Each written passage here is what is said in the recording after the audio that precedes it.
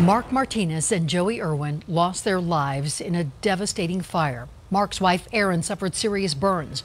The cause of the explosion? Odorless gas that had been leaking into this Firestone home for months. Good evening and thanks for joining us. I'm Ann Trujillo. And I'm Shannon Ogden. That gas came from an uncapped line owned by Anadarko. And tonight, in an interview you're only going to see on Denver 7, Jennifer Kovaleski asked Anadarko's head of safety what's changed to make sure an explosion like this never happens again.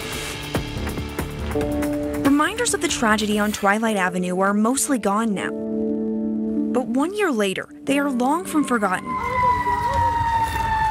After what happened in Firestone, why should the public trust Anadarko? We're doing everything, to make sure people are safe. We definitely understand the concern that came up with. For the first time since the tragic explosion, Anadarko is telling its story. It's still tough.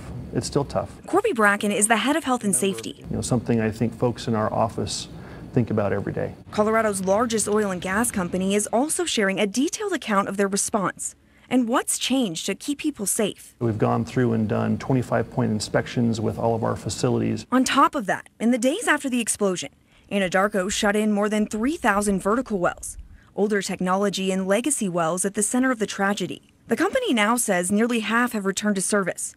600 have been plugged and abandoned, and the equipment completely removed. The rest are still being evaluated.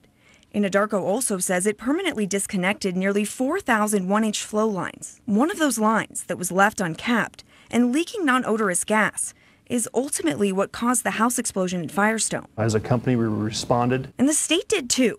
The Oil and Gas Commission just recently approved new regulations for installing, testing, and shutting down flow lines. This doesn't need to happen to anybody else. Changes the Irwin and Martinez families have said they hope will make a difference. If there's one good thing, maybe that'll help. Now, for the most part, the family has stayed silent and requested privacy, which we've honored. Now, we heard from Erin, Mark's wife, for the first time during a dedication last month.